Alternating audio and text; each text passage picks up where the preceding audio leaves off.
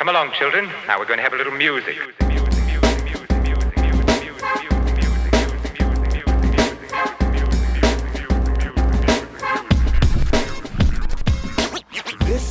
Yo, what is up? What is good, guys? Welcome back to First Cut Live. We are here talking about all the movie news and goodies coming out of this week and last week. Obviously, as usual, I am here with my boy RB3, who is in a good mood.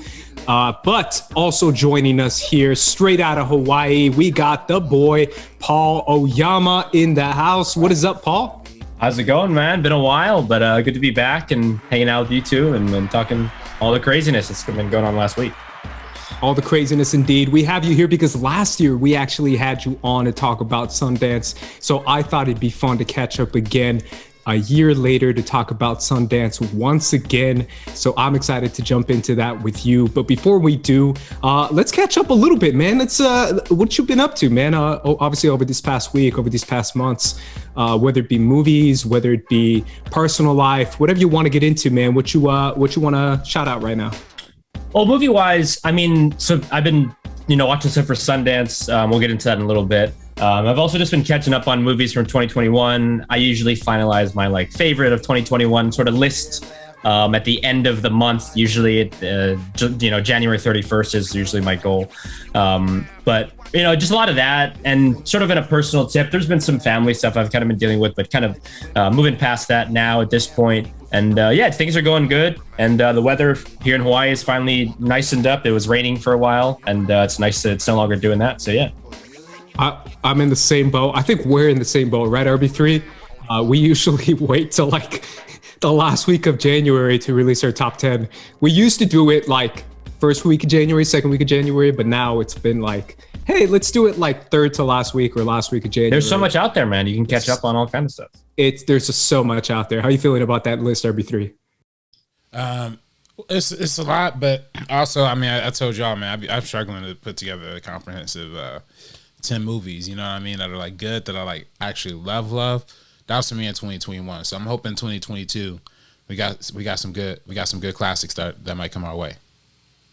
It's also, obviously we're going to talk about that a little bit with Sundance, but it's also how you see the movies. I got to be real, and I've been struggling to see a couple that I've been trying to see, but there's literally one screen time that I can't go to.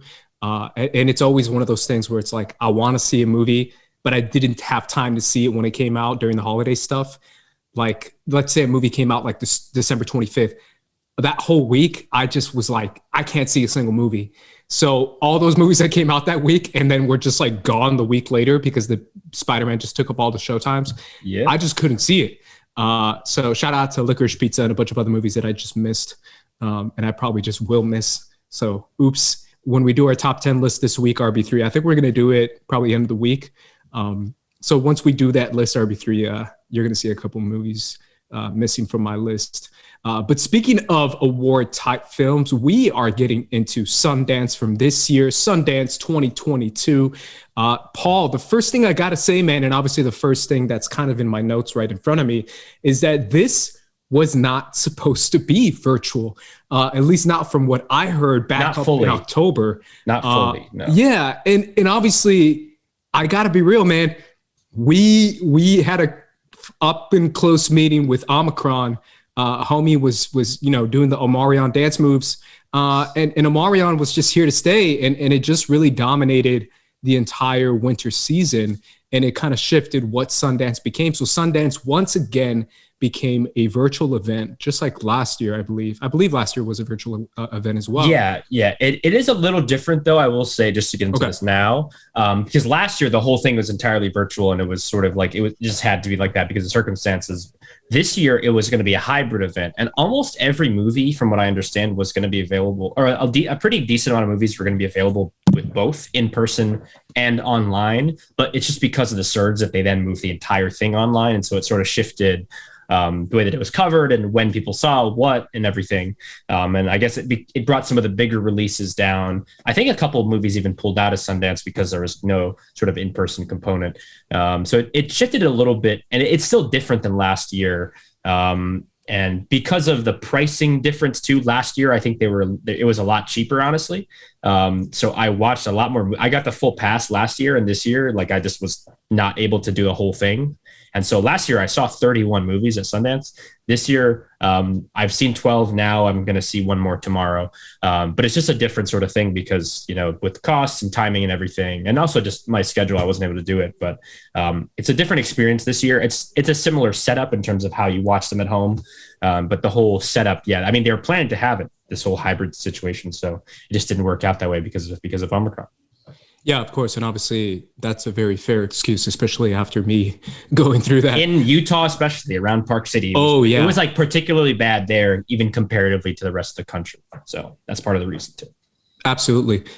So my first thing here on my notes, Paul, is because of this virtual aspect, obviously this is going to open the door to even more questions about Sundance, film festivals, award type films, indie type films, all these kind of movies that are kind of smaller and usually on streaming services already. So the first question I have to you, man, is because of this virtual event, do you feel like this further adds to the notion that these kind of movies are already just perfect for streaming and don't necessarily need to be seen in theaters? Because I gotta say, man, 2021, it really wasn't a movie for smaller films. Obviously, we saw the Spider-Mans, the Eternals, the Venom 2s, all those kind of movies really dominate the box office, but we didn't really see kind of the Get Outs or the smaller independent tiny movies just really dominate in their own way.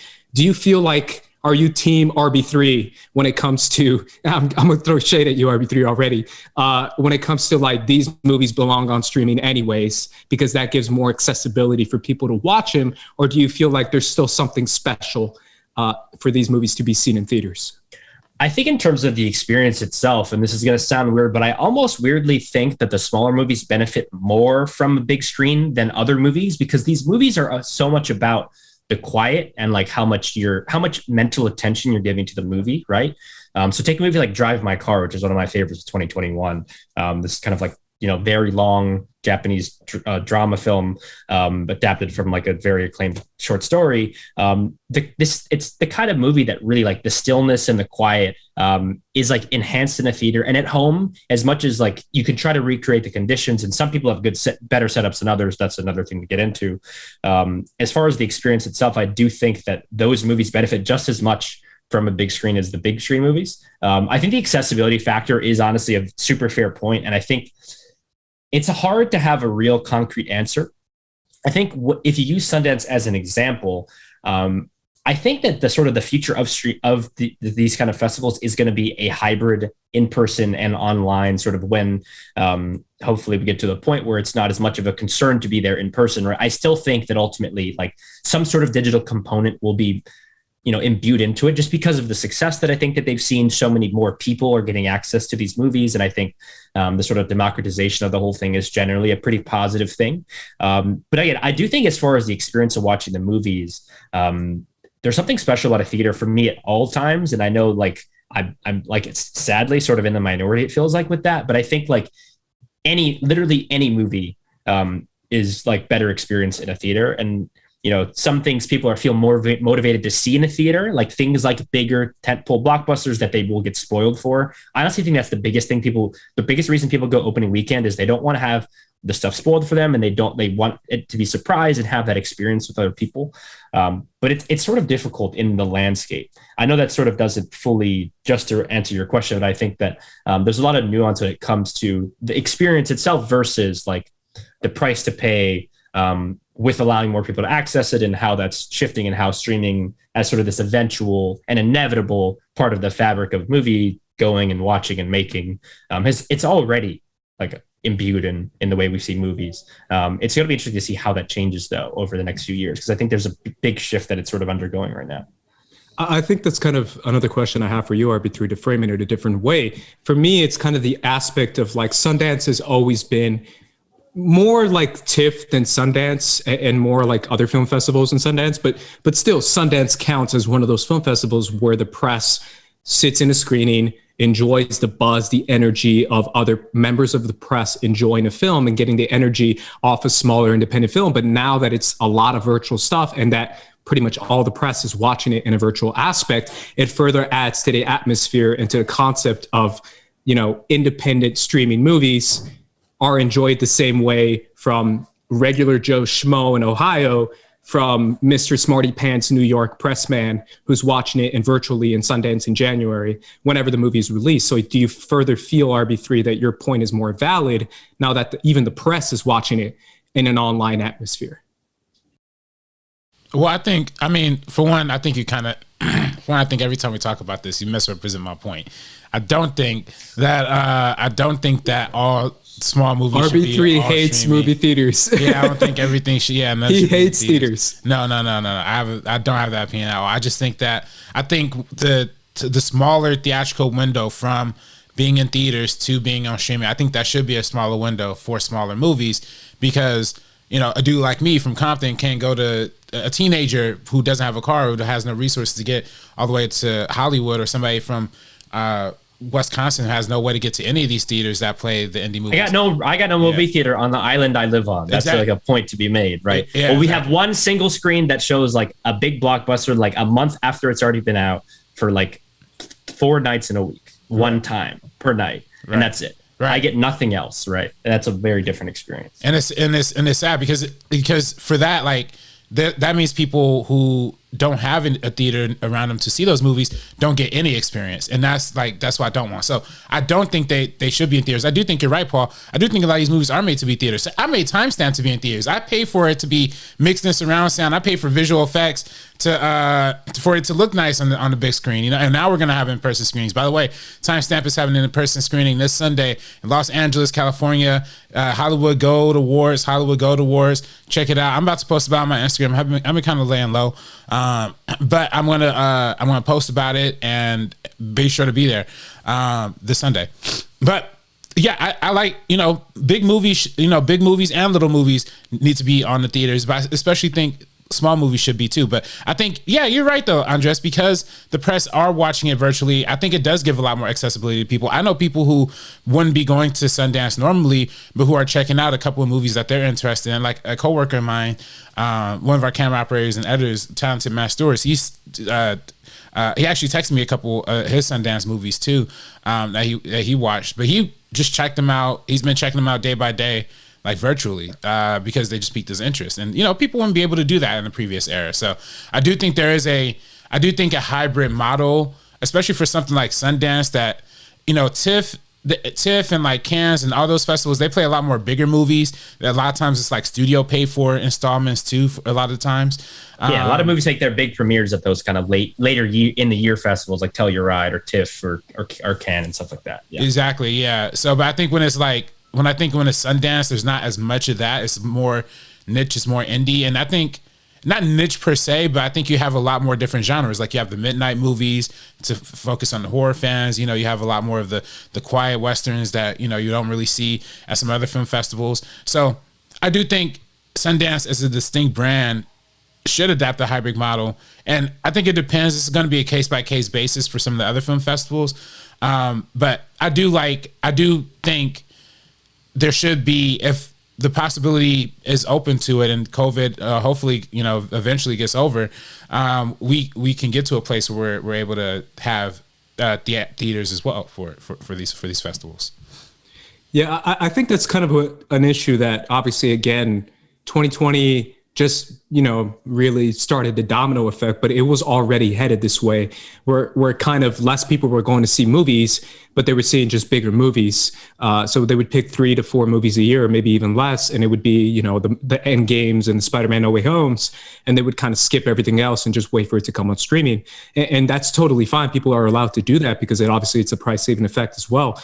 But I feel like especially this year, especially when it comes to these types of films, or war-type films, movies that are supposed to be aiming for, some sort of recognition, a lot of people want to see them in theaters. And the problem is, I heard actual stories from people I actually know who dead ass bought Nightmare Alley tickets and were told, oops, sorry, it turned into Spider-Man No Way Home, because Spider-Man No Way Home was making more money and they canceled your Nightmare Alley screening. So they literally couldn't see Nightmare Alley in movie theaters. Well, so go ahead. I think one of the biggest reasons for this, and I don't know if I've seen enough people talk about this, I think, is the way that now movie watching and movie watching habits are when with pre-selected seating, and the way that people are planning out their movie going more so, right? Like if even as recently as like the late 2000s or even the early 2010s, right? People would go to the movies and then they would pick what they want to see there, right? And so sometimes if a movie is sold out, you would have the sort of spillover effect of, oh, Spider-Man sold out. Let's go see West Side Story. Let's go see Licorice Pizza. Let's go see Nightmare Alley. But I think with the way that movie going culture is now with people, especially with COVID, right? Like more so than any other time, people are really picking and choosing what is worth the risk for me to go to the theater. What is the movie I really want to see? And so you're seeing people who are prioritizing these specific kinds of experiences, and they're not just going to the theater and being like, well, hopefully there's Spider-Man tickets. If not, we'll watch something else. If they don't see Spider-Man, they're just not going a lot of times, right? If they don't go to these big movies, they're just not going at all, or they're only going for this specific thing. And I think that's more than anything impacted the long-term box office of some of these smaller movies. Like if you take an example like The Greatest Showman from 2017, right? The movie did not open super big at the box office, and then it just built and built and built. And that movie was a monster at the box office because it was there for weeks and weeks and weeks. But the thing is, these movies now are not allowed to be out in theaters long enough for that to even happen. So you don't see the long tail when it comes to movies that don't open super big. So some indie movies, hey, something like The Green Knight made a decent sum of money, but that's because people were passionate about it and they were like really going out to the theater to see it. It was not the after effect and the rest of people who are sort of by word of mouth. By the time by the time your homie texts you, yo, you got to check this out, it's good, it might be out of theaters already. And that's the thing, right? Is the window is getting smaller, which again is good for accessibility reasons for people who can't make it to the theater. I think like when you talk about people with disabilities, that's a whole other element to it too that I think is an important factor in this. But this shift in movie going is why a lot of these movies are not performing the same way, right? And why you're seeing these big movies take up all the screens, because it's the only thing that people are going for, the only thing people theaters are holding space for. Yeah, but do you feel like there's any solution to that, or should there be any solution to that? I think by saying a solution, I think that's like positing that it's like a problem, and I just think it's a change in the landscape more than I don't know if there's a fix per se. I think there's a bit of a middle ground to reach at some point, and I would like to see a future where theaters are not so reliant on the big tentpole movies, and they can just have screenings for smaller movies, where they can just have Tragedy of Macbeth showing at this theater for a few weeks instead of it's there for 5 days and all of a sudden, boom, it's gone. It's just tough because when you can't see everything you want to see, and then all of a sudden, especially around this time of year, that when there's so many movies coming out, it's like boom, boom, boom, and all of a sudden, Parallel Mothers is gone, Licorice Pizza is gone, all this stuff like disappears if it's not making a ton of money, and it's hard for those movies to make money, especially when you're up against these big blockbusters. But I hear y'all, but they've had House of Gucci running at AMC Delamo. That movie's made $140 million. That movie was a huge hit. These other movies are not a hit on the same scale. They don't have the same. They don't have like Gaga Driver, that sort of flashy trailer that. And that's a big budget too. It's a decent sized budget. And some of these other movies that are performing poorly also have big budgets, but they're just not hits. And House of Gucci had its own time too, right? Where House of Gucci came out at a time where there wasn't other big, huge movies coming out, and it had its space, and then it could be a big hit, and all of a sudden, oh well, it's made this much money, so we'll keep it there, right? Some movies never get a chance to get there, so that's the tough thing to juggle is how do you schedule? And part of this too is because so many movies were squeezed in 2020 that there's so many movies that fell out, and there's studios have all these movies in their hands, and they got to get rid of them. They have to put them out, or they're just like losing money and sinking money into more marketing campaigns. So it's like, I think it'll be a little less dramatic, I think, as time goes on, because there aren't so many movies that they've had to hold on to. You're not going to get 4 or 5 MCU movies in 1 year, the same that we did in 2021, right? But I think it sort of is a case by case basis a little bit. Like House of Gucci is the only like adult hit of 2021, like adult drama movie, like for primarily and specifically for grown-ups, right? That's not a superhero franchise sequel or animated movie in that kind of vein. It's kind of the only big hit that's like that. It's crazy. I literally had no idea it made this much money. Like I had no idea people even saw it. And then it was that movie's popping off, man. That movie's making I feel like that's the only one though. That's the only bummer. The only adult drama that's making money. This movie's popping off, and ironically enough, it's through MGM, which is Amazon. It's funny because Amazon notoriously, like, for one, they took out Barnes and Noble's, Borders, like all the brick and mortar bookstores. Now behind the shed. And literally started opening their own bookstores. Have y'all seen that? Like they have their own Amazon bookstores. The pop up, goofy. Yeah. Goofy. So now they're doing that with streaming. Like they took over the streaming market. Now they owning theaters. I mean, because you really think about it, all the MCU movies were on top, and also MGM because they had No Time to Die. Now, granted, No Time to Die was expensive and was a flop. Well, not a flop, but it was expensive, but it made a lot of money. I don't know, but also totally unrelated to Sundance and all of this stuff. I just watched The Last Duel on HBO Max. I feel like HBO Max is burying The Last Duel. I feel like that. Well, the studio already buried, Disney already buried it, so it's too late, bro. Yeah. It's too late. Yeah. They did that movie farted out in the theaters, and they gave it no marketing, whatever, and then it just was gone. It's honestly crazy. I've never seen it because the first night it popped up on HBO Max, it had the banner just added, and then literally the next day you couldn't find it anywhere, like in any category. I had to search for it manually, and then on my recently watched, they have everything I watched all the way back to like when I first got HBO Max, but they didn't have The Last Duel, which was interesting. So it's weird, man. I feel like these streaming services, it's just a very bizarre thing, the way the algorithm works, and a lot of people kind of overlook it. Well, they're motivated to put their own stuff first. There's a reason why if you go to Netflix popular now, there's no way it's all Netflix shows originals are the only thing people are watching. That's wild. Yeah. There's no way in hell people are watching some of these random shows and movies they're putting out. But it's how they have to market themselves, and how they, that's why when you don't put out data, you could do whatever you want with your service, right? Yeah. I also feel like this kind of opens up a conversation. Obviously, we'll get to the movies you have actually seen, Paul, at Sundance, but I feel like it opens up the conversation when it comes to accessibility. We talk a lot about movies that we can see on streaming, but let's just kind of break it down. Let's go straight to awards films. So awards films obviously is kind of with Sundance. Usually, not always. Obviously, not exactly. Not exactly. Sundance is some movies from Sundance, I think, end up falling into the awards conversation, right? Like Coda, right, which is a big contender right now in supporting actor, in picture. That was last Sundance too, right? That was at the most recent Sundance. And there's movies like that, like Jockey is getting some buzz for Best Actor, but Sundance tends to be more of a fertile ground for finding new directors and voices. It's a little different. I think something like TIFF is a little more aimed at if you look at the TIFF audience winner won Best Picture 3 out of 5 years, I believe, 3 out of the last 5 years. And so Sundance sometimes has an impact, but it is a slightly different sort of thing than the big awards. Because that's why it doesn't take place around award season, right? It's by the time Sundance is happening, if your movie's not there, it's not happening, right? It's too late. It's maybe for the next year it can start to gain ground and snowball slowly.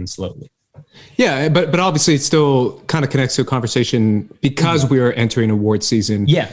When it comes to Oscars time and when it comes to pretty much every award that we see obviously the downward spiral of viewership. Obviously, we saw the biggest whimper we've ever seen when it comes to the Golden Globes that basically just tweeted their results. And that's that's a different thing, and that's a good thing in my opinion. That's a good thing. That's that in the Oscars, two very different organizations and bodies. True. But at the same time, it is still kind of an embodiment of award season as a whole, where it's we're just going to read off on awards because no one really cares anyways. Obviously, it's the Globes. But at the same time, I feel when it comes to other awards, we've seen the downward spiral of viewership when it comes to the Oscars. We've seen the numbers. That's just television in general, brother. If you're not the NFL, you're not drawing very many viewing numbers these days, to be honest, on any television. That's true, but at the same time, I feel like these movies are getting a little bit more difficult. I can't lie, man.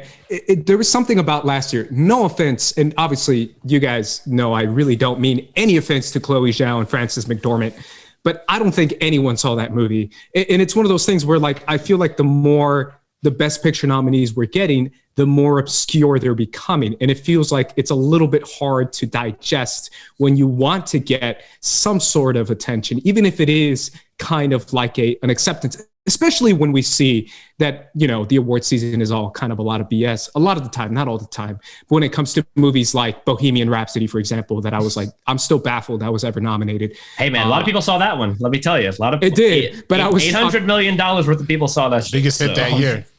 Still shouldn't have been nominated at all for Best Picture. But it's another example of these are the awardee films, and this is what will be nominated, and we won't nominate other types of award films that a lot of people did appreciate and love. it's a bigger question that we have now when it comes to what is it this year that can change. And by this year, I mean 2022 for 2023. Obviously, this 2021 has already passed. What do you think we can change, if anything, when it comes to this kind of viewership and when it comes to accessibility of watching these movies? Because let's face it, guys, if I want to see, no offense, come on, it's not on any streaming platform.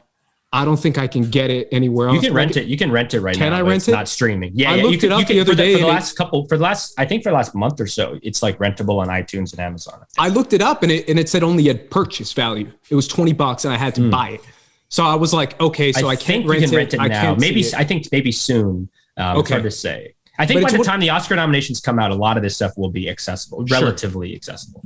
Sure, but it's one of those questions of like, there's some movies that are still not on streaming platforms, that are still not, accessible for a major audience. How do we fix that, if we can fix that? And if we are going to start nominating movies that people actually watch, no offense, there's great movies that people really enjoy.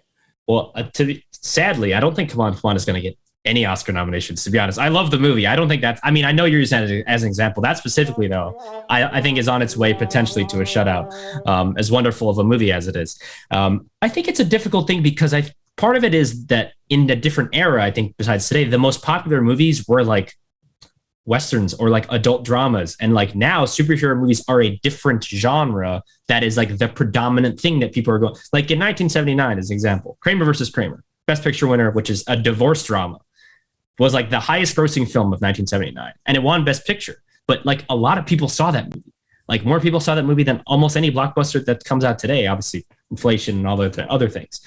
I think part of it is that shift in like what people see more. But I still think there are Dune is a major Oscar contender this year, and a lot of people have seen Dune. And there are just going to be examples where those types of award season movies are the movies that are big hits. And they do tend to be similar kinds of movies, right? These kind of sci-fi or Western epics, the kind of movies of big scale and impressive costuming and production. But it's a tough thing to navigate because it's like the Oscars is not about awarding the movie that you saw that they like. It's like, what do they think is the best in this case? And like, look, their taste is far from perfect. In fact, it's often very spotty. Even as someone who loves to follow the Oscars as a show and as an idea and as a performance, like, their taste is not always, rarely does it align with mine, I'll say.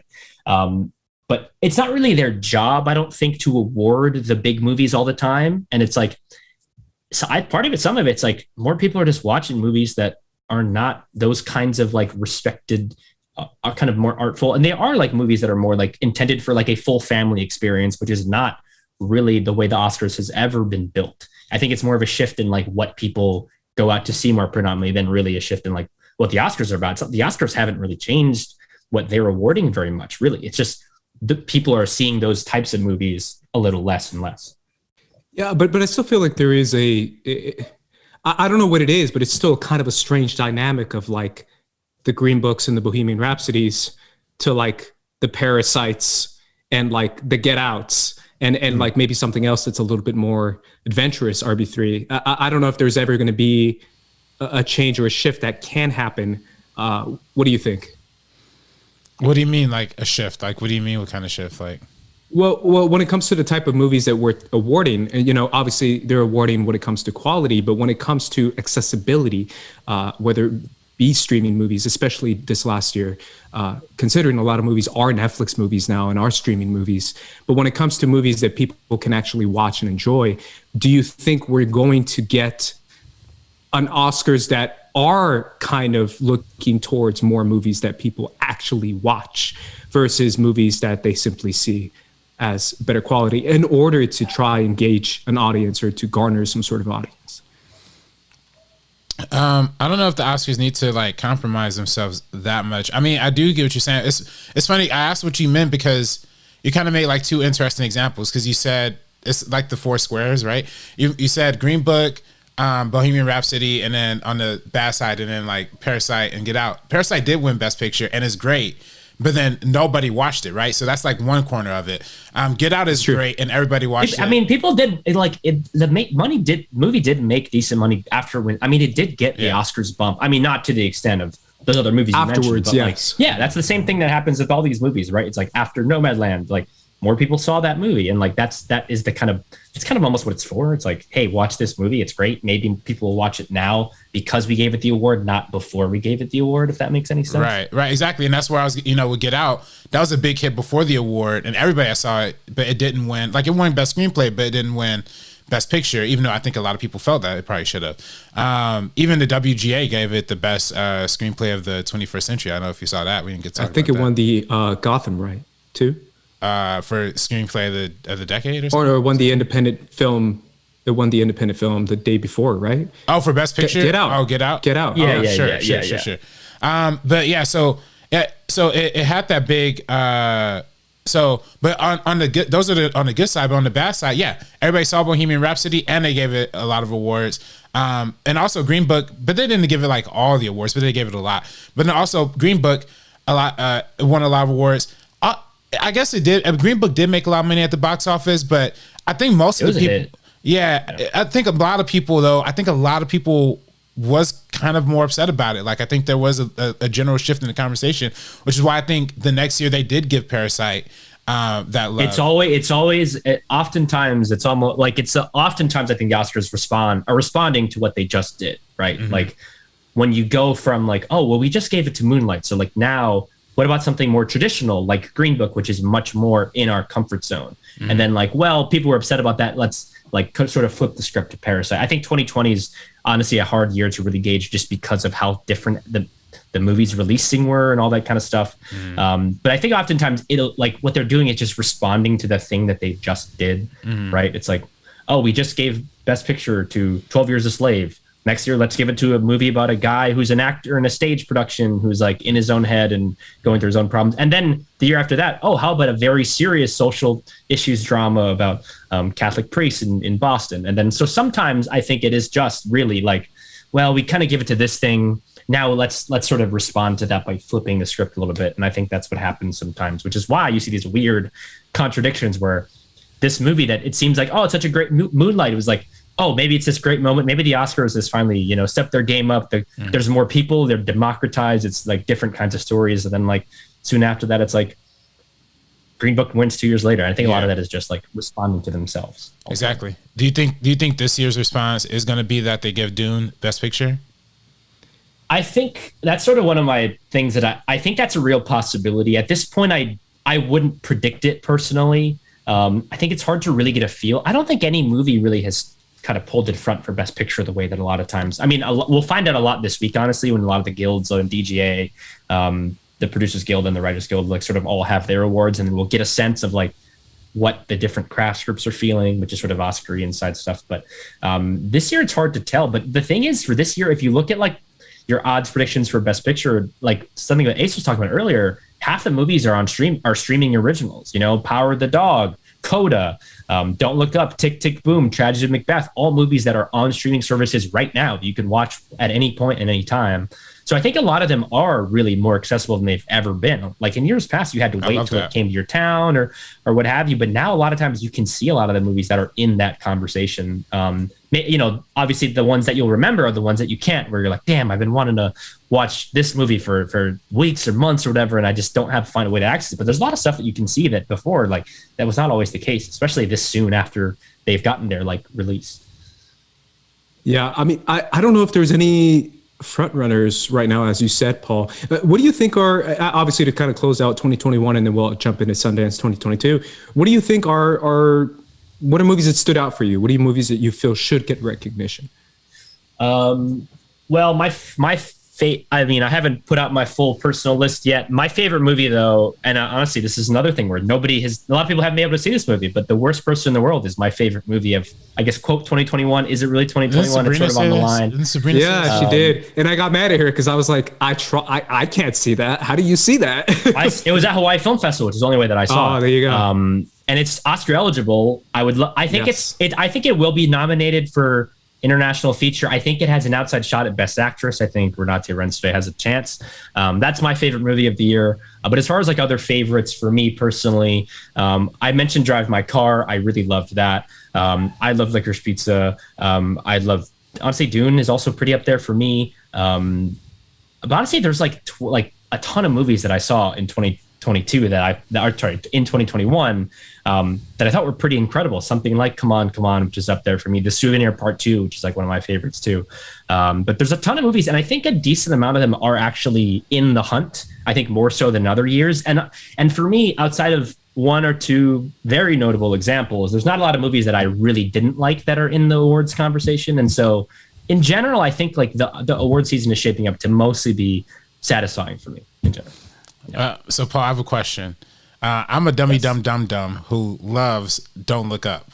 Oh no! I can't do this. I can't do this right now.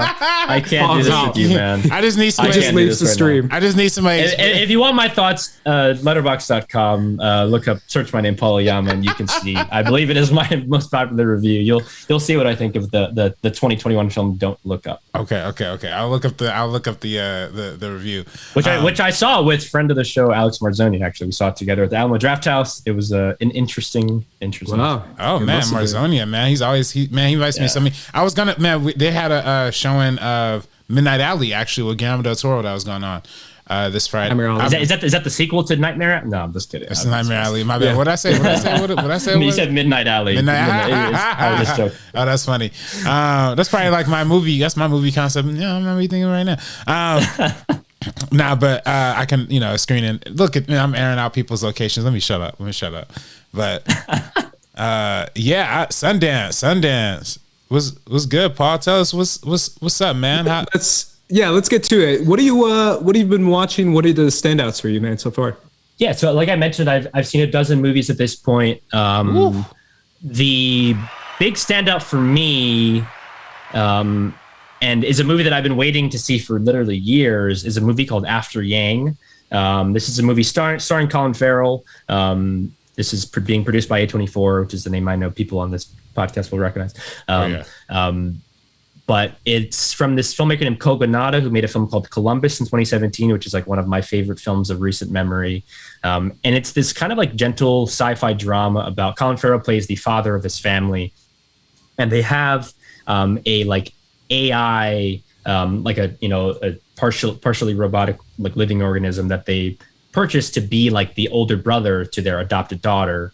And he's like going through some sort of malfunctions. And so it's about the family trying to figure out how to reckon with like if he's okay and if they can fix him and how much he means to their family dynamic. And it's just like, my God, like it's such a moving and beautiful, like human story about like, memories and like what like the past and the present and how that changes the way that we see people and how someone can come into our lives for a certain amount of time and we don't understand fully like all the things they're doing for us until sort of things start to get a little rocky. But Colin Farrell, like one of my favorite actors and is like absolutely incredible.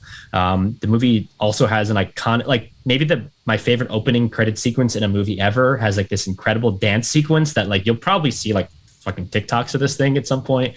At least I hope so. Maybe that'll get more people to watch the movie. But it's also got an incredible song by Mitski, who's a music artist that I really love, that I'm sure Sabrina could probably tell you about also. But it really is like a gentle science fiction drama about this family that I just think is so touching and moving. And like I was absolutely sobbing at the end. It's by far my favorite thing I've seen at Sundance. It played at Cannes last year. It's going to be released probably pretty soon because A24's had it for quite a while. So it'll probably be, you guys will probably be able to see it before you even realize. But that's my favorite specific one. I don't know if you guys have seen like any of or heard of this movie or if it's on your radar at all. But I really loved it. I adored it. I think it's sort of going to be one of the sort of like indie critical darlings of 2022. And it's going to get a decent amount of eyes on it because A24 does get eyeballs on movies that they think people will care about. And I think like this is a movie that I think with Colin Farrell, as you can sort of signal him as sort of the person to push to the forefront of the movie. But yeah, it's just a wonderful movie that I would recommend pretty much anybody watch. I think it's like just very moving and touching and very emotionally resonant for me in a way that I thought was really special. Yeah, and I think small sci-fi stories are always pretty impactful for people, for audiences. It's a good way to get. It's very much involved. In the vein of like a Her or an Arrival. It's that kind of like, it's sci-fi, but it's not crazy 2575 way in the future. It's just using a futuristic technology to talk about the way we connect to each other and our families. And it's really beautiful. Yeah, I love that kind of like soft sci-fi where it's not projecting so far into the future, and it's just using our current to look at our future and see how we might change as people and how we can maybe better connect to each other. And I think it's really, really beautiful. What do you think is the biggest, buzziest film at Sundance so far? It's hard to say because, I mean, that I think is certainly one of the biggest ones, just because I think it's got such like a great critical reception, and I don't think I've seen anybody really who didn't like it, which I think is pretty rare for that kind of movie. Usually you have like your detractors and people who are like kind of more uneasy about the movie, but I think that was really one of the biggest and buzziest ones out of there. Another one that I think is getting a lot of love is probably my second favorite that I've seen. It's called Cha-Cha Real Smooth. It's the second film from this director named Cooper Raiff, who made a movie called Shithouse in 2020. That was one of my favorites then.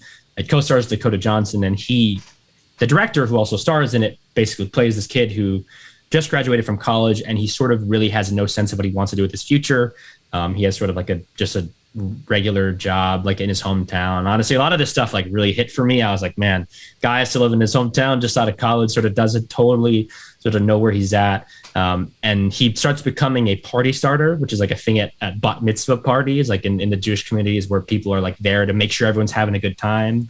And through that, he meets Dakota Johnson, who is this woman who's a mother of a pretty young mother of like a early teenage autistic girl. And so he connects with her and her family. And it's about their sort of changing relationship as he sort of tries to figure out who he is through meeting this family. And it's also a hilarious movie. Like there's a lot of hilarious scenes at this party, and it's funny. A weird theme of Sundance is all these amazing dance sequences and sort of unexpected in movies that, I mean, this one you kind of will expect because it's kind of named after the Cha-Cha slide, right? So you sort of expect it to be there. Yeah, exactly. But it's a movie that sort of taps into this feeling of like displacement, and it's sort of like in the vein of The Graduate in that in terms of its themes and ideas. And I think it's a jump up for Cooper Raiff. It's a much more mature film from his last effort. And Dakota Johnson, who's becoming really one of my favorite actresses, I just recently saw her in The Lost Daughter, which I think she's really incredible. It is not really getting, I don't think, as much talk. I think it's maybe other people in the movie who are also great, but Dakota Johnson just has this like mysterious aura that sort of pulls you in, but also she communicates her emotions really effectively. And like, this is a real showcase for her. Blew my mind. I saw Lost Daughter when it came out, and I literally saw that entire movie, and I did not know that was Dakota Johnson. Yeah, but she's incredible. At the end of the movie, someone else was like, yo, Dakota Johnson was really good in that. And I was like, that was Dakota Johnson? Yeah. Damn. She's really good. What is going on, man? What is going on with Dakota? Is she like low key becoming like a big star? I think she's in another one, right? Yeah, she's in another movie I saw that called Am I Okay, which is with her and Sonoya Mizuno, who, if anybody watched Devs, she's like the main actress. You don't gotta tell me about Sonoya. She was she's the girl in Ex Machina. Her whole career, yeah. She's the girl in Ex Machina who does the robotic girl who does the dance with Oscar. We did Isaac. like a 3 deep dive episodes on Devs. Yeah. And then, funnily, but just quick digression about Dakota Johnson. The worst person in the world, the main girl, literally looks like a Norwegian Dakota Johnson. And I saw the poster. At first, I was like it's gonna be a total like, is this her? And I didn't realize. And it's a funny, weird doppelganger situation. So it's really a moment of Dakota Johnson, I think. But yeah, I mean, Dakota Johnson in Cha-Cha Real Smooth though is like just another actually like really meaty, because a lot of her performances recently, outside of something like 50 Shades, right, have been sort of supporting roles in something like Lost Daughter, which she's great in, but she's obviously not the focal point. And in this movie, it's more of like a two-hander with her and Cooper Raiff. And I think the two of them play off each other so well. They have really interesting chemistry. And it's a new side of Dakota Johnson too, because she gets to be kind of tender and warm with her daughter. And I think like in other movies, she sort of is just playing the mysterious girl who you can't quite get a hold on. In Lost Daughter, in something like A Bigger Splash, she is sort of just mysterious. And even in Bad Times at El Royale, right, she's like something that's a nut that's kind of tough to crack. But this kind of gives her a new side to show off her emotional side. And Leslie Mann is also really good in the movie as the main character's mom. But it's a movie that I don't think has distribution yet. One of the biggest things for me at Sundance is I try to see the stuff that's not going to be out in a few weeks, because a lot of these movies have been picked up by Hulu or Netflix, or they're going to be put out in theaters by IFC or Bleecker Street or any of these places. So I try to see stuff that's not getting released soon because I'll be able to see that stuff eventually anyway. Some stuff from last Sundance is still not out. Like stuff that I really liked, still not released yet.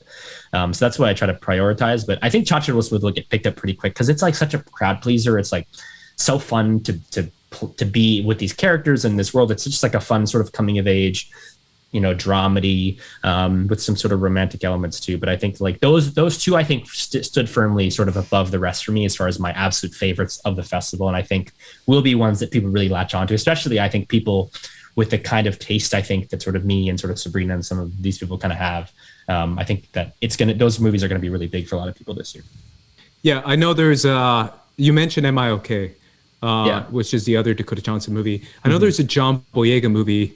Yes, I watched that. I've seen that. It's called 892. He plays a Marine veteran who is on the verge of being homeless because he's not getting his VA checks, and so he holds up a bank with a bomb, and it's like it's a sort of hostage contained thriller. It features the final film performance of Michael K. Williams, who plays like the hostage negotiator. And it's like a great kind of swan song for him. Obviously, that was a very, very sad passing, but it's so wonderful to be able to see his work. And I think every time I see him, he's always terrific. But yeah, John Boyega like is the star of this movie. I thought this movie I was kind of mixed on. I think his performance is really great. I don't think it totally knows what it wants to say. I think it's a super important message, like this idea of like the veterans who have sort of been wronged and come back home and they don't have anybody to help them. And a lot of them are out in the streets, right? Like you probably even see people that like in everyday life in LA or wherever you're at. Like, so it's one of those things where it's like, it's a message I think is so urgent, but I don't know if it totally lands. But it's still like, especially the two of them, Boyega and Michael K. Williams are really terrific in it. Nicole Beharie is also really good in it too. As like sort of the woman that works at the bank. But that was a movie that I was more mixed on, but I could see sort of finding an audience as far as people really connecting to that kind of story, especially like people who are veterans themselves. Because that's an element that obviously I don't have a family of people in the military. So it's a bit of a distance thing for me. And so maybe people who have a closer connection will connect more to it. But I thought both of them were really terrific in it. Yeah, I feel like that's an interesting one for sure. Just based off what I heard. Real quick, any documentaries? I know that Sundance always has good docs. Yeah, so my favorite doc for sure, and one of the buzzier movies too, is this documentary called Fire of Love. It just got picked up by National Geographic, who they also picked up the Rescue from 2021, which is going to be a big documentary competitor at the Oscars. But Fire of Love is about these two volcanologists. It's a story about kind of their love and how they fell in love and they both do the job together. And it's about their lives chasing these volcanoes and seeing these crazy eruptions. And it has all this amazing footage like of them at these like insane volcanoes as they're erupting, as like the lava is like flowing and spewing all over the place. And it's like at once like a nature sort of documentary about our connection to these volcanoes, these things we don't really even understand. Even the people that study them, it's like they still don't understand why they erupt or when they erupt or like why they respond to certain things in certain ways. But like it imbues that with their love and their romance. And they're two pretty weird people. I mean, you got to be pretty weird and crazy to like go study volcanoes up close and be willing to like sleep in a crater when you could wake up and be covered in lava the next morning. But it's about like the fascinating sort of tale of them falling in love with their work as they fall in love with each other. And I always love docs about people who like you see them and you'd like, man, they're like, they don't register almost as a person to me. Like their mind is on a totally different level. But this is a kind of interesting doc that I think is in that same sort of vein, but the footage itself is like incredible. Like it's so much stuff of them. Like it's also just gorgeous. I mean, just honestly looking at lava, just like, it's pretty sick. I gotta say, like, I know it's kind of a dummy opinion, but like looking at lava at volcanoes, pretty cool. But then there's the personal element too, that I think makes it really satisfying together. And I think honestly, that movie is going to be a big contender at the Oscars next year in terms of best documentary feature. You know, coming out of Sundance, I sort of don't like being like this, Oscar that, because that feels reductive, right? Because then it doesn't give air to all the movies. But I think this movie will be, I think, pretty widely seen and pretty widely loved, because I think it is like easy to latch onto, and also like the visuals again just make it. And it's narrated by Miranda July, who's like a great indie filmmaker who made a movie called Kajillionaire in 2020 and is a pretty interesting director. And I saw Kajillionaire. And Miranda July also is partners with Mike Mills, who directed Come On, Come On. It's a funny little way to circle back to our conversation. Shoot. But she is the narrator of this documentary, Fire of Love. And yeah, that's sort of that's the big documentary for me. It's not. I didn't see as many docs this year as I usually do, although it didn't seem like the documentary crop was quite as strong. There's a couple that I missed, and then one last movie I would like to talk about. It's not a doc though that I actually watched today is a movie with Aubrey Plaza called Emily the Criminal, and it's sort of it. Obviously, she plays Emily, and she's this woman who is in a lot of student debt and is sort of like at a tough place in her life financially. And so she sort of becomes imbued into like the criminal underbelly of LA. She gets involved in this this like credit card like scam business, and then sort of delves deeper and deeper into this criminal activity sort of underworld thing. And it's like, you know, she's a girl in debt, and she's like desperate for money, and so she's willing to go to a lot of places that other people might not be willing to go to. And it's this great neo-noir. A friend of mine who is a film writer named Mitchell Bookford described it as like if Sean Baker made a neo-noir, because it's very socially minded in terms of class and sort of classism and like economic disparity, and like the way that impacts people and forces them into situations that maybe they wouldn't otherwise be in. And it's a great interesting LA set neo-noir, which is a fun setting where it's like you're these kind of neon signs, and like you're really in this criminal underbelly, but plus it has that angle of having like a real sort of dramatic heft of like, this is someone who's like, she's in student loan debt, and she's like down on her bills, and she wants to pursue a different type of career. And she there's this job interview scene at the beginning where like she totally like, this guy totally like screws her over in a way that a lot of companies I think tend to screw over people with criminal records, and because she has a criminal record, so it makes her difficult to be hired.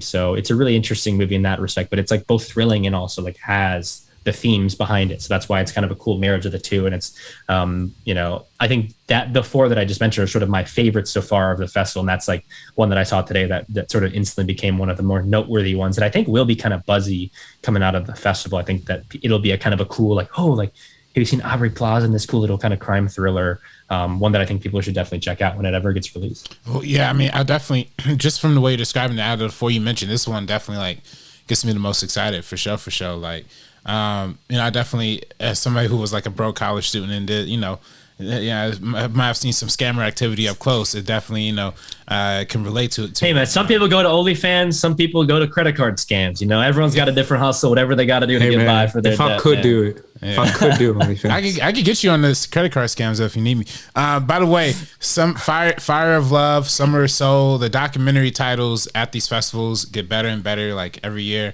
I finally saw Summer of Soul, by the way, in preparation for my list. Yes. Wait, you recommended it way a year ago today, Paul. Finally saw it. Yeah, that's crazy. Finally saw it recently. On Hulu, yeah. On Hulu. I did see it in theaters. I'm not gonna hold you. Oh, you saw it in theaters? No way. I saw it on Hulu. I did see it in theaters, but I saw it again. I revisited it on Hulu. And it's really, really great. So definitely it is. Yeah, I definitely think it's Sundance documentaries are something to get excited for. This reminds me, the Fire of Soul one, this is my second favorite one I'm excited for. That's why I want to talk about it too. This reminds me of that joint where Homeboy was rock climbing. What was that documentary? Yeah. That's what I thought of too. Free Solo, which is made by the people who made The Rescue, the movie I mentioned earlier. Okay. But it is very similar. I think it's because that guy was nutty too. Free Solo is a movie that's like incredible visually that I think like I just wish they dug into him a little more. And I think Fire of Love does a little bit more than that in terms of like really sort of questioning like, why do they do this? And like, what is their whole deal? Which like, I don't like, which is a thing that I think would have taken Free Solo to the next level as like a documentary. But there is a lot of similarity there where it's like these kind of people in these crazy daredevil environments. I definitely was thinking about Free Solo as I was watching Fire of Love in terms of like, it is a lot of similar in a lot of ways, even though obviously what they're doing is very different. Yeah. Any time they do those type of documentaries, I'm always like, damn, bro. Why though? Documentaries are in their sort of their hit era. People are really kind of watching this stuff, especially if it can find its way to streaming. Like a lot of people will throw that stuff on, and like it's a time where like those kind of filmmakers can really be seen and heard, and that's I think super exciting. And like to have someone become a kind of a bigger name. Or as someone who explode. who sees that, even I am just like, yo. Screw narrative. I want to make documentaries. I'm serious. I've thought of that just because I've. The patience is crazy though, man. All the damn sorting through like 10,000 hours of footage is like hell. My roommate worked on documentary features, and yeah, I know all about that. It's wild. It's hours and hours of just like sorting footage and like marking it. It's like what you like a lot. But I do gotta say, like, I do think almost you're right, Paul. I mean, to almost go directly against what you were saying earlier, Andres, I think the one movie particular that does benefit the most from streaming is documentaries, because documentaries, yes, documentaries have been going mad viral, I think, more than ever before, especially on Netflix. Like Netflix, I know, I mean, on all those streaming platforms, really documentaries go crazy, but Netflix in particular, I feel like I've been seeing a lot of people getting attached to a lot of weird and interesting stuff that they would have never. We're all the way back on Schmoes, man. Yeah. Just talk about one other movie I saw real quick that I didn't necessarily love, but because you talked about the kind of movies blowing up on Netflix is. Obviously, we all remember Tiger King and the whole craziness of that. And there's a movie called Second Chance, which is kind of similar a little bit. It's funny because actually the director is Raman Barani, who normally does like narrative features. Like, I don't know if you guys know, like 99 Homes or like the White Tiger, which literally got an Oscar nomination for screenplay last year. But he made a documentary called Second Chance with the guy who created the Bulletproof Vest. And he's this kind of nutty, crazy dude who like contradicts himself constantly, and like he gets caught lying like all the time. It's one of those docs that I don't think is like great, but is a real like good one to recommend to your kind of like movie normie friends to kind of blow their minds. Be like, yo, this guy is crazy. Like, what the hell is his deal? But that's an interesting one that I think will become sort of a bigger deal, because like it is kind of a shocking like, whoa, this guy's kind of wild and kind of off his rocker. But it is interesting. He's like this really nutty dude who used to own a pizzeria, and then he turned into a bulletproof vest creator who then would make like his own like propaganda, almost commercial films for his bulletproof vest. And he was like the main supplier for the military, like in the age of George Bush and all this kind of stuff. And like, he's just an interesting dude. And like the doc itself, I think is far from perfect, but I think the subject is interesting enough that I think a lot of people will, I think, be more into it than I am, but I think it's worth like recommending to people who like are fascinated by that kind of subject material. And I think it could be one of the ones that really does kind of blow up if it hits Netflix or Hulu or HBO Max. I think it could be kind of a big hit, like in the Tiger King kind of vein. Yeah, it's interesting, right? Because the more we hear about these movies, the more we try to think about the 2022 outlook on films. Do you feel like 2022 is going to top 2021, whether it be quality or just box office in general, or just the type of films we get, more diverse films? I mean, in terms of box office, I sure hope so. It's rough. Damn. Interesting thing about box office, look at the top grossing movies of 2021 and count how many movies have a colon in the title, as in like they are like blank colon this, because it's like all sequels and franchise stuff or prequels. It's low-key crazy. It's insane. Yeah, I mean, most of them are, if you look at domestic, I think the top 7 are Disney. Yeah. Or top 6 crazy. Are Disney. It's like Venom and then Disney. Yeah, it's wild. As far as that outlook there for 2022, it's tough because honestly, 2021 I really loved, and like I feel like it's really, for me, was a really strong year, at least for the types of movies that I really love in terms of, I mean, all sorts. I mean, I'm interested in all sorts of different things, but I think like the dramas and the sort of genre movies of 2021 were really strong. I think blockbuster wise, I think it was a little weak at points, but I think like. I don't know. But in 2022, I mean, there's a lot to get excited for. I was making my own like most anticipated movies of the year list. I know you guys did a video on that last week, right? You guys just talked about that on the show. Yeah, I think a couple weeks ago.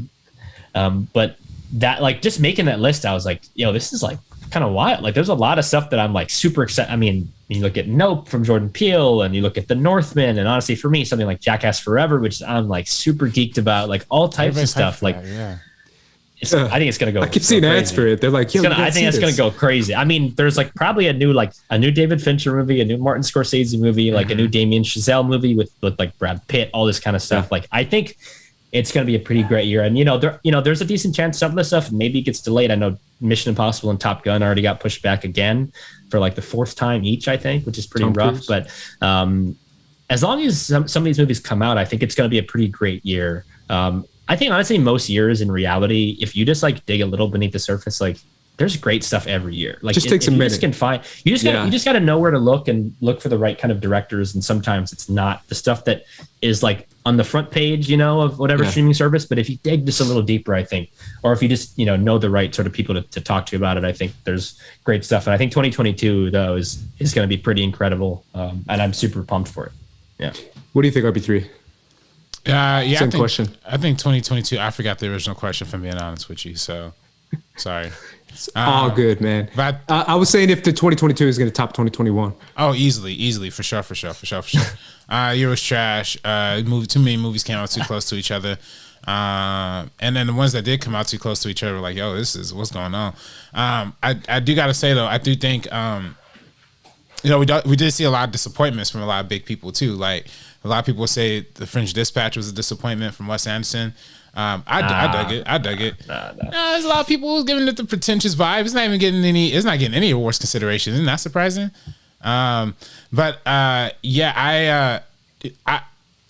think the what we have with less Marvel movies and with less kind of crowded space that we're gonna have, I think a lot more people are gonna kind of get used to also the TV. Like we had a lot of big TV in 2021, and that I think like really propelled the streaming services. But I think it's gonna kind of cool down a little bit in the next year, just based on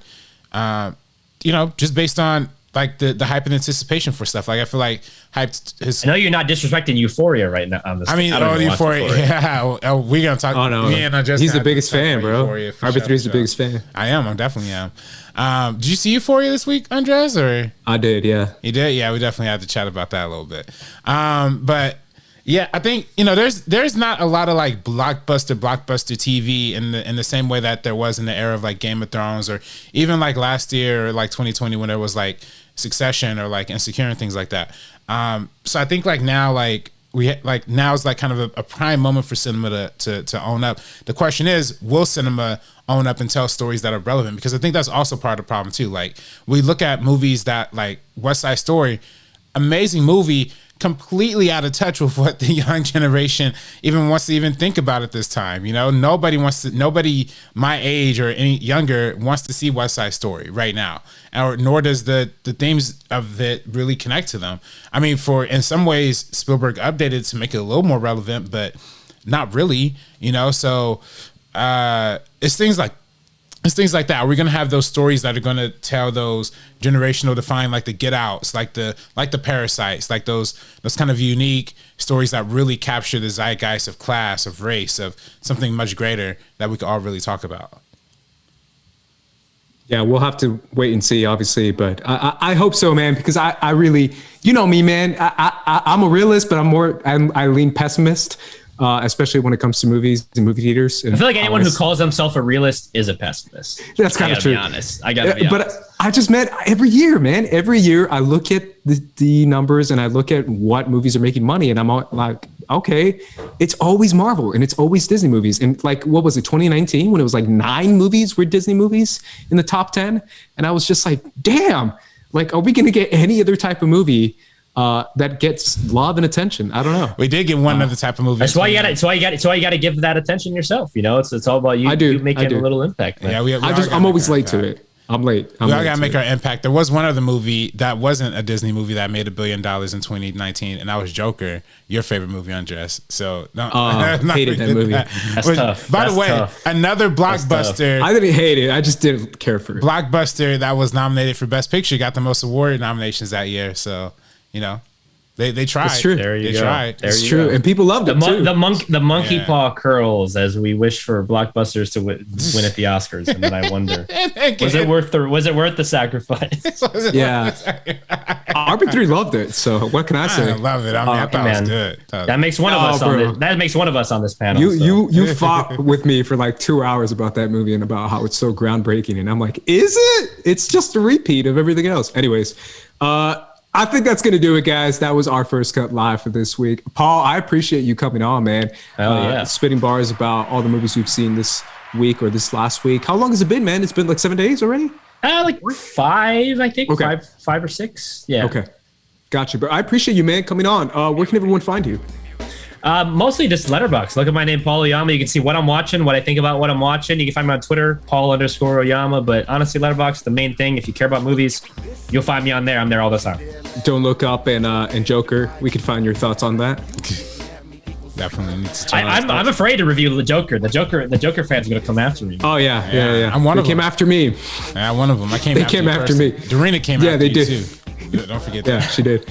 RB3, where can everyone find you, man? Yeah, you can find me on Twitter and Instagram at Director RB3. Tomorrow, Joe Millionaire is back. So make sure you follow me on Twitter. I'll be live watching Joe Millionaire on my Twitter feed, the hottest new dating show on Fox Television. So check it out, Joe Millionaire, and check out my Twitter. And make sure you retweet me because your boy is really indignant. I'm retweeting you, man. You retweet me, Andres retweets me. I feel like nobody else retweets me, man. I feel like somebody got to check out Joe I like all them tweets too, even though I don't know what's going on. Yeah, I'm gonna check it out eventually. You have to watch Joe Millionaire, man. It's a real analogy for class, society, culture. These women, they gotta give it up for somebody. They don't even know if the dude's rich or not. You know what I mean? So it's a big pivotal question. It's a big pivotal question. It's like The Bachelor, but if they rich or if they not rich, who's broke, who's poor? It's good. For the right reasons. Also, real quick, Warren, shout out Timestamp at Timestamp Movie or Timestamp. I'm sorry, at Timestamp Movie on Twitter and Instagram. Follow us for updates. Timestamp in-person screenings happening soon. Los Angeles, if you out here. You can find me at Squad Leader Race, and obviously follow Sabrina at Sabrina X Monica and Sabrina on Film. Make sure you guys follow her as well. She will be back to do our top 10 of the year because we can't do it without Sabrina. We will be doing that top 10 sometime next week. It should be dropping, fingers crossed, if all things work out. So be on the lookout for that. We also have an episode. Are we going to drop that Juice episode? Yeah. Eventually? I just forgot, man. People be getting busy. We did a episode Juice. Honestly, I thought the top 10 would have been a more fitting first episode back of the podcast, but things, my bad. I thought it would have been a little, but we don't get it. We don't get it next time though. We for sure gonna get it next. We gonna get it next time, guys. So be on the lookout for that as well. Either way, guys, make sure you guys subscribe to us at First Cut and follow us at First Cut TMO for the First Cut crew. We're peacing out. Peace. This ain't funny, so don't you dare laugh. With the 4/5 divide you in half. You getting at me equals a bloodbath. Only one can remain. It's either me or you. Only one can remain. It's either me or you. Only one can remain. It's either me or you.